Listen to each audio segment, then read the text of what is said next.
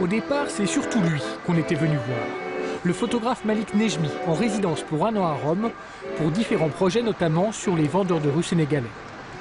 Mais à la Villa Médicis, on rencontre aussi des artistes de passage qui viennent s'inspirer du lieu pour quelques jours ou quelques semaines. Et c'est comme ça qu'on a rencontré Christophe. Ex-idole des 60s, considéré aujourd'hui comme un artiste d'avant-garde, le chanteur nous a invités dans la plus belle chambre de la villa où il résidait pour quelques jours. Parce que ce soir-là, il avait envie de discuter, alors on a discuté, par exemple, des raisons qui l'ont amené à Rome. Il a été convenu il y a à peu près 2 ans, parce que j'étais en train d'écrire mon autobio, que je viens ici travailler une quinzaine de jours. Et puis, comme j'ai stoppé le livre pour rentrer dans la création de mon futur album, là, donc j'ai un peu reporté tout ça. Et comme je sais que je vais revenir pour le finir, quand? Je ne sais pas, quand les idées viendront. Pour écrire un livre, il faut d'abord de la matière.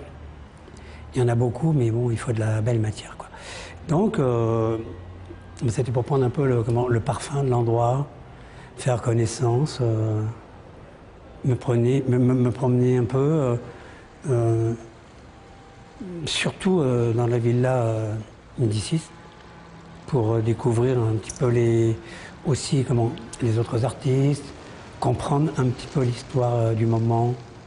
Quand je suis arrivé en avion, j'ai écrit 30 lignes, voilà. Vous savez, l'écriture pour moi c'est un hasard, hein. Je ne me mets pas à table pour écrire, je ne me mets pas un piano pour me dire je vais faire une chanson.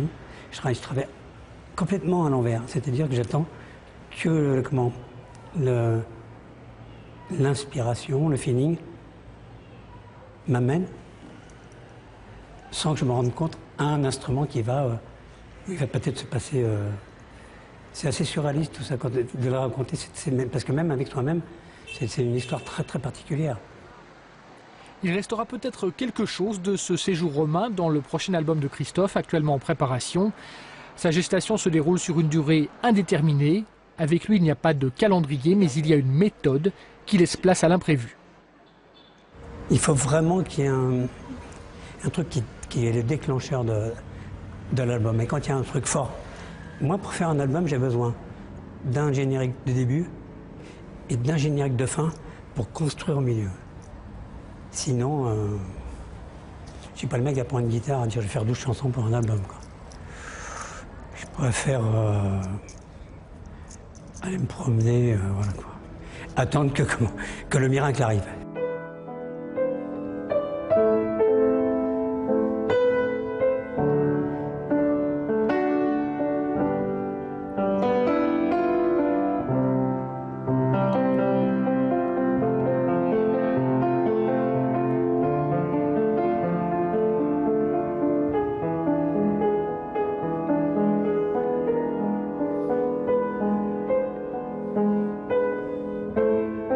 Ici, on est dans quelque chose d'assez surréaliste en même temps, où je viens faire un petit tour ici pour un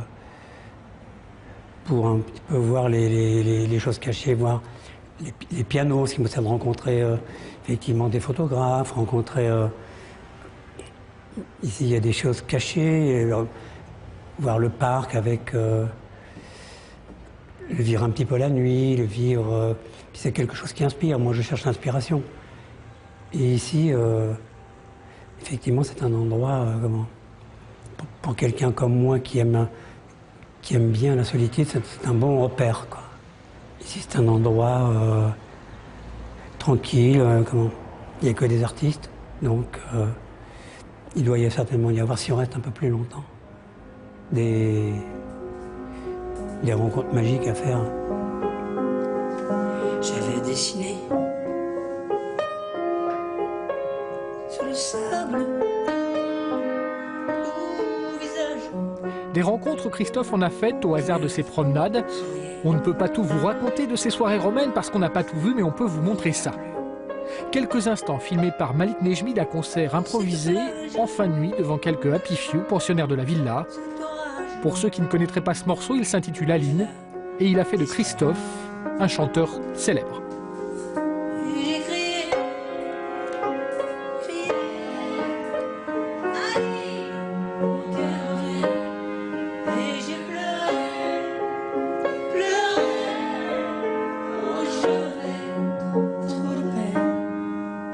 suis